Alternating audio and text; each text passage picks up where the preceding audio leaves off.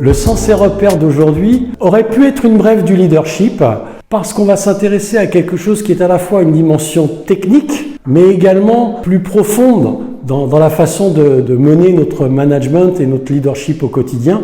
C'est la notion de comment on va travailler la performance durable de nos périmètres dans nos organisations. Et pour ce faire, vous voyez sur le graphique qui apparaît à mes côtés qu'on va raisonner sur une forme d'ambiguïté positive du manager qui est comment parvenir à être stable et robuste face à un écosystème et un environnement totalement instable. Pourquoi ? Parce que d'un côté, on a un axe qui est celui de la performance économique et ne nous voilons pas la face, aujourd'hui cet axe-là, il est extrêmement bien compris et maîtrisé dans nos organisations. On sait combien on veut faire de chiffre d'affaires, on sait avec qui, on sait comment, on a le marketing qui est là pour ça, on connaît les échéances que l'on se fixe, on a déterminé un ensemble de KPI pour y parvenir, on a des outils de CRM extrêmement puissants pour nous y aider et le manager est souvent très clairement, majoritairement objectivisé sur cette dimension. Et la Perfeco, elle est qualifiée en performance plutôt à court terme, puisqu'elle va se calculer à la semaine, au mois, à l'année. Il y a même des métiers où ça se calcule au jour, voire à l'heure. Donc, on est face à une dimension où, globalement, l'environnement est assez bien maîtrisé et compris pour pouvoir le suivre, anticiper les ajustements nécessaires quand il y a à en faire. Et souvent, beaucoup de managers sont totalement obnubilés par cette performance économique. Alors moi, j'aime beaucoup les entreprises qui sont focus sur cet axe-là, parce que je sais qu'à un moment, il va y avoir du travail pour moi, il va y avoir de la casse humaine, malheureusement. Mais à force de vouloir absolument courir sur cette dimension-là, on voit bien que les individus se mettent en tension et c'est pas une très très bonne chose. De l'autre côté, on a l'axe qui est plus moyen et long terme, celui de la performance ressources humaines, RSE et sociétale du manager. Autrement dit, j'ai des responsabilités économiques et c'est le nerf de la guerre. Si je gagne pas d'argent, je peux avoir les plus beaux projets qui soient au monde, je vais pas pouvoir les mener à bien. Donc, je peux pas m'en affranchir. Et de l'autre côté, on a vu cette performance humaine, sociétale, RSE grandir de façon presque exponentielle ces dernières années et les collaborateurs dans les entreprises et même les organisations elles-mêmes veillent à ce que celles-ci soient de plus en plus considérées, travaillées.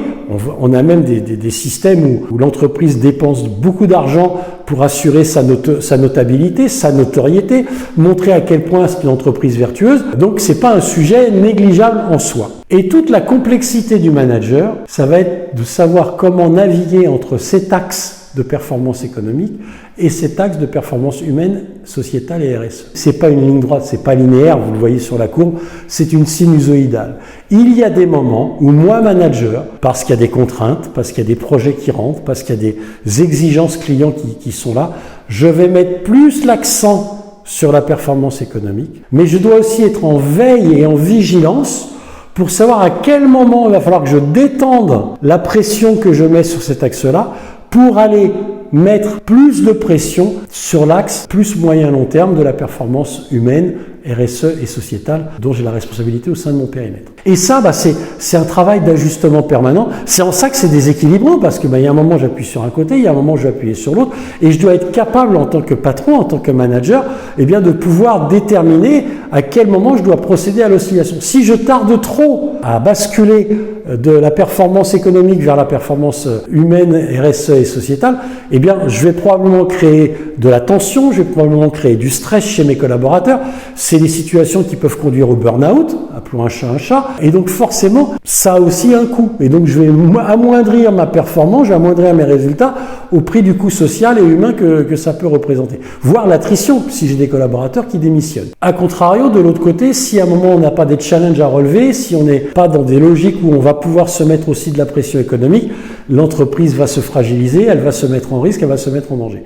Vous l'aurez compris, ça veut dire que certes, nous avons pour les collaborateurs que nous sommes des droits et on peut avoir des exigences qui soient de plus en plus importantes en termes de bien-être au travail, de RSE, de respect des personnes, de respect de l'environnement de l'entreprise. Et moi, je veux travailler dans une entreprise vertueuse, mais on a également des devoirs de répondre à nos engagements qui font notre contrat de travail et sur lequel notre manager peut être légitimement en capacité de mettre une forme d'exigence.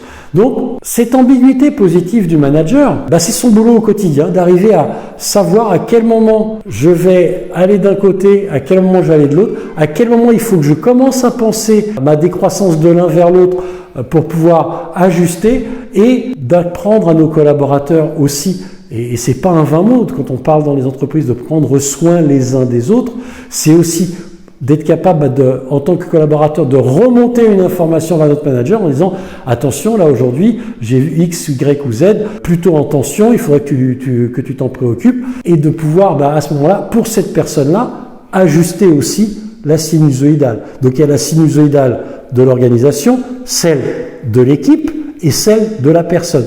Et être manager aujourd'hui, c'est être capable d'appréhender cette capacité à aller générer la performance durable, parce que vous voyez bien que la capacité qu'on peut avoir à naviguer entre ces deux axes va faire la performance durable de l'organisation, et notre boulot, c'est aussi celui-là. En conclusion, vous l'aurez compris, travailler la performance économique ne doit pas se faire en opposition avec travailler la performance RH, sociétale et RSE de l'entreprise.